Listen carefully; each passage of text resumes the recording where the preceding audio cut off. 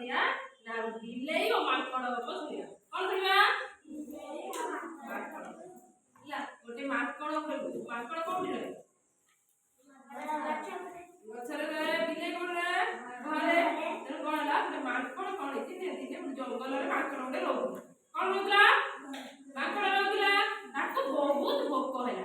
କଣ ହେଲା? ବହୁତ ଭୋକ ହେଲା। ସେ କହିଲା କେମିତି ଖାଇବ? ବହୁତ ଭୋକ ଲାଗିଲା। ତମକୁ ଭୋକ ଲାଗିଲେ ତମେ କଣ କର? କେମିତି ଖାଇବ? ଭୋକ ଲାଗିଲା। ସେ କଣ କଲା ନା କେମିତି ଖାଇବ ଉପାୟ ଚିନ୍ତା କଲା। ସେ ଡାଳରୁ ଡାଳକୁ ଡେଇଁକା ଗୋଟେ ଗାଁ ଭିତରକୁ ପଶିଗଲା। କୋଉଠି ପଶିଗଲା? ଗାଁ ଭିତରକୁ ପଶିଗଲା। ସେଠି ସେ କଣ ଦେଖିଲା ନା ଦୁଇଟି ବିଲେଇ। କଣ?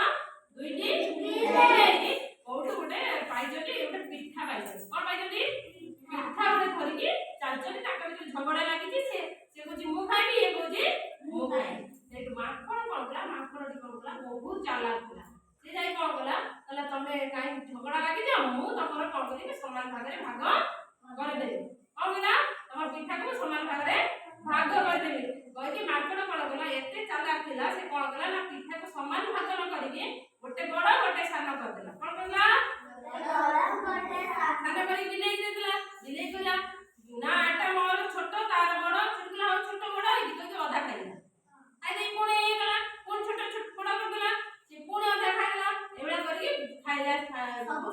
ସବୁ ଖାଇଦେଲା। ସେଇଠୁ କଣ କଲା ନା ବିଲେଇ ମାନେ କଣ କଲେ? ବିଲେଇ ମାନେ ଲାଷ୍ଟକୁ କଣ କଲେ? କାନ୍ଦିଲେ। ମାଙ୍କଡ ଉପରେ ଚିଡ଼ିଲେ ବା ରାଗିଲେ। ମାଙ୍କଡ କଣ କଲା? ଏତେ ଚାଲାକ ଥିଲା। ତେଣୁ ସେ ଜାଣିପାରିଲା କଣ ନା ଦି ଜଣ ଯେତେବେଳେ ଝଗଡା ଲାଗିଥିବ ତୃତୀୟ ଜଣ ସେଥିରେ କଣ କରେ? ଫାଇଦା ଉଠାଏ। ତେଣୁ ଦୁଇ ଜଣଙ୍କ ଝଗଡାରେ ତୃତୀୟ ଜଣଙ୍କର ଲାଭ ହୁଏ। ତୃତୀୟ ଜଣଙ୍କର ଲାଭ ହୁଏ।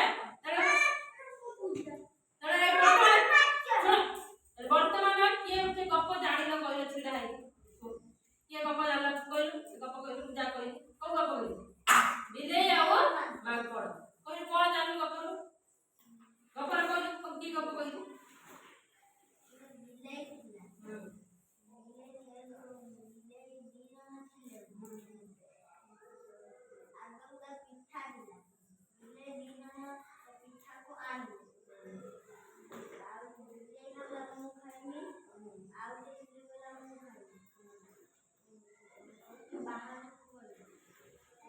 ଦିଟା ବିଲେଇ କହିଲେ ଝଗଡା ଲାଗିଥିଲେ।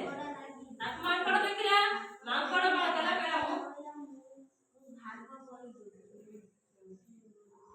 ମୁଁ ସମାନ ଭାଗ କରିଦେବି।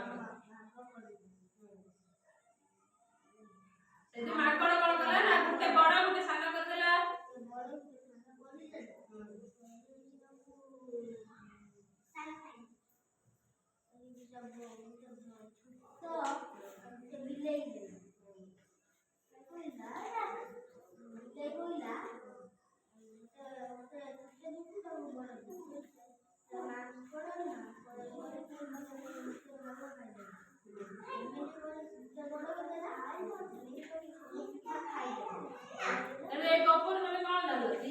ଝଗଡା ଲାଗିଲା। ଦି ଜଣ ଝଗଡା ଲାଗିଲେ ତୃତୀୟ ଜଣ କଣ କରିବ? ତାର ଫାଇଦା ଉଠେଇବ।